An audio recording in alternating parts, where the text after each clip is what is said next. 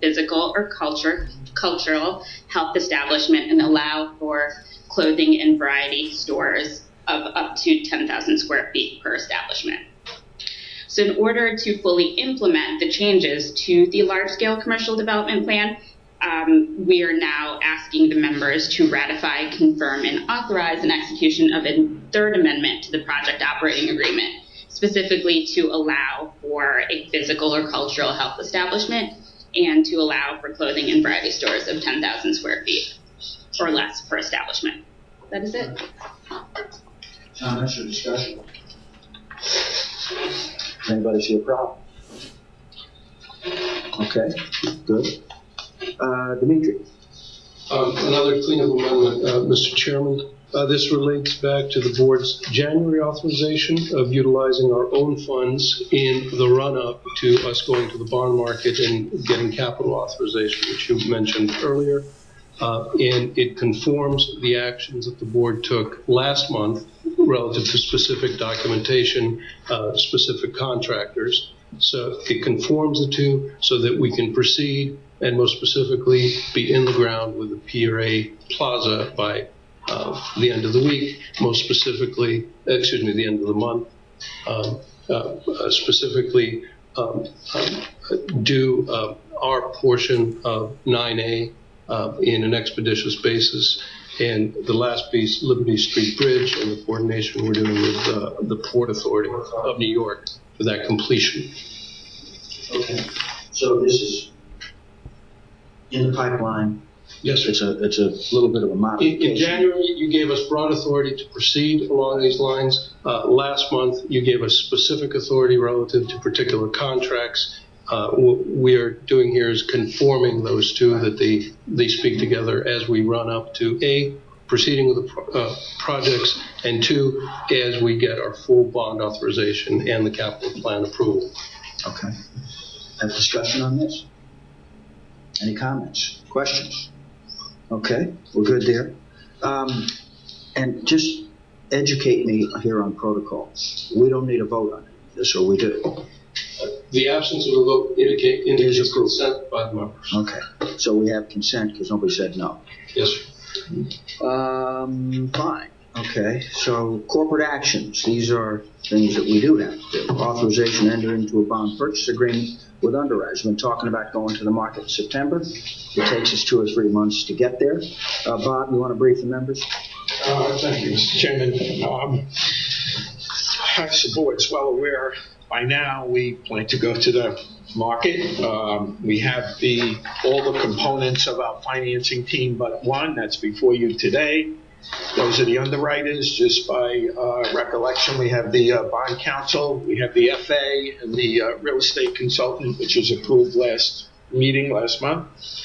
So the outline on your materials of what senior managing underwriters do is in your materials. Most importantly, at the end of the plan of finance process, where we will come back to this board in July with a plan of finance. We may give you 1 or 2 alternatives to pick one or recommend one with another backup. But the underwriters are critical. You can't issue debt without competent underwriters, and we had a bunch of them applying for that position. And they're the ones that underwrite our bonds and sell our bonds to the marketplace, in addition to formulating the plan of finance in conjunction with management here and along with the FA. So we had some 21 proposals to evaluate, and when we selected the FA, PFM, and Tracy Keys is behind me from PFM, they were very helpful in selecting the underwriters and recommending what we're recommending today. 21 proposals were reviewed. The criteria was outlined and established. We selected 11 firms for interviews out of the 21 based on the content, completeness, and compliance with the RFP. We ran those 11 through the interview group, and in the interview group, we had a selection of our management team, both from ops and legal and finance, of course, and we had the FA leading the way. And as you know, the FA sees bankers all the time and very expert in looking at firms and their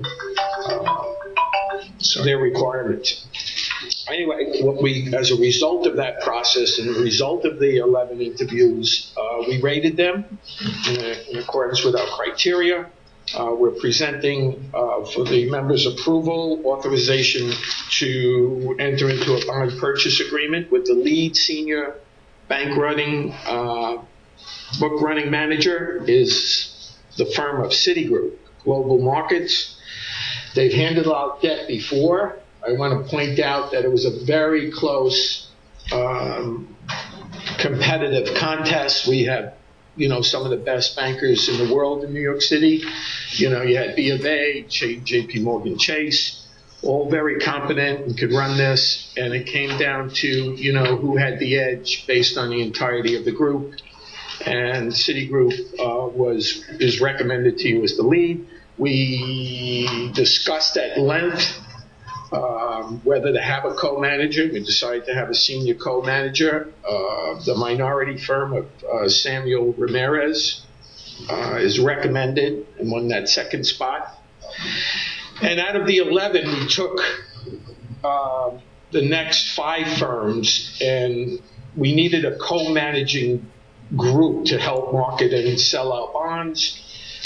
With the help of our FA, we picked the right complement, I think, based on, again, the competitive process, the interviews, and the selection team's rankings. We selected 5 co-managers, including Merrill Lynch, JP Chase, Wells Fargo, Lehmanthal, and Rice Securities. We feel they'll be a great help in getting our bonds to market. Now, I got to tell you, the takedown fee, the underwriter's discount that's bid in this is low. And here we have a situation where we had pretty low bids in terms of cost, along with the front runners in quality and completeness of the proposal. So they went hand in hand. The underwriter takedown fee is $1.50 per bond. It's low as I've seen during my tenure here. And maybe, I don't know if Tracy wants to comment on that, but we have a backup memo from our PFM group, again, describing the process and how we broke it down, and the interviews and the ultimate selection. So, again, very competitive. Clarity, command of financing plan, innovative ideas, familiarity with the Battery Park City debt, cohesiveness of the team were all criteria to bring you this selection. So I feel good that we have a good group and can act quickly, and we will have to act quickly here if we're going to get to market in September. So with that, as I said to you, I've just never seen underwriting spreads this low. It's just extraordinary. And we've got a high quality team here at low cost, so we should be well aware of that. And we're talking about, what was it again, 15 basis points or something? What was it? I mean, for people, when I say a basis point, right, some of us understand, a basis point is 1/100th of 1%. That's what a basis point is. In the commercial market, where I've been in the bond market over the years, in commercial enterprises, we would pay perhaps 2.5%. So if we're borrowing $100 million, you pay the underwriter $2.5 million, and he goes out and markets the paper. Well, if you're investment grade, I was never investment grade. If you're investment grade, you'd see those spreads down around maybe 150 points, 1.5% spread. So I got this piece of paper from Bob Matry, and it said $1.50 a bond or something. I said, I call him, you got the decimal point in the wrong place. No, we don't. What's the total? I mean, for $300 million, $1,000 some odd dollars, depending on the size of the issue. Yeah, but about under $600,000. Yeah, if we did $300 million, the underwriting fee in the commercial marketplace then would run somewhere between, at a 300 million, somewhere between $9 million and perhaps as low as $5 million would be competitive. What's our number, 500,000? It's like 1/10. So I don't know, there's some competition out in Wall Street. Maybe Tracy. There's definitely a competition. The bigger firms are all competing for Market share. Market share. They want to put numbers up on the board of how much they underwrite. And they have as close to zero risk as there can be in underwriting this paper. So I understand that, but still, they can't do the paperwork for that amount. Well, I think the concern that you would have when the underwriters take down is low is that they're just writing tickets instead of doing underwriting for you. What we've seen as a firm, as an FA, is that they are not just writing tickets. They are really going out there. Their reputations are at stake, and they're competing and they're doing a good job. So your timing's great. You're paying probably a third or less than what you would normally have paid even last year for the underwriters. So you've got a very good work. So it's a good moment in time, and so that's good. We'll now we need a vote on this, do we not? Excuse me, Mr. Chairman, recuse myself from this vote. Understood. We have a quorum without Mr. Pocha, so we can proceed. Discussion, questions, comments from the members? Bob, it looked like Bank of America had the highest score. They were certainly neck and neck. Yes. Where were you looking at? Yeah, sure.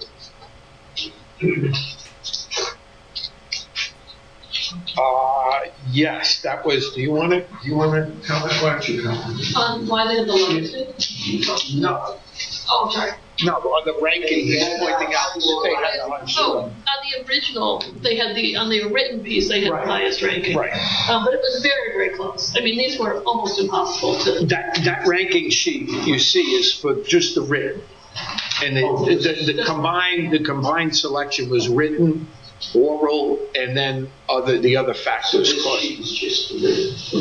was the result of the RFP. That's the sheet that we did the cut for the 11 for the interviews, right? And they were on top, and it was extremely close. I mean, they are very good bankers, as are others below them. We should also note, by the way, for the record, that as Bob mentioned, we have an MBE firm as a co-senior manager. 2 of the 5 co-managers are one's a women-owned firm. So I saw her in the paper in the last day or so, I think. And Rice Securities is an MBE firm. So we continue to prosecute our policy, and I don't know how these percentages would break down, but it seems to me where this would aggregate above the governor's mandate clearly. So we can, And that's our intent, Mr. right. So we continue to be out front on that.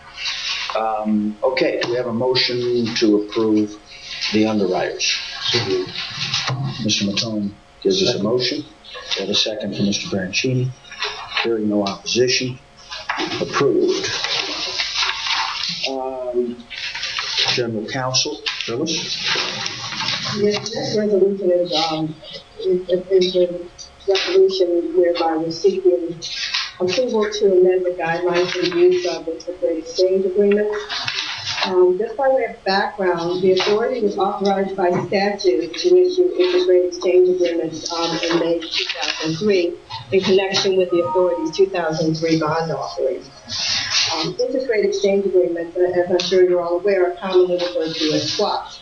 The concept being that there are 2 parties, the authority, and another party that is designated as a counterparty who agree to exchange cash flows for a defined period of time. With respect to the authority swaps, the authority in 2003 entered into 6 swap agreements with 3 counterparties. Those counterparties were Citibank, J.P. Morgan, and Merrill Lynch, for a total notional amount of $400 million.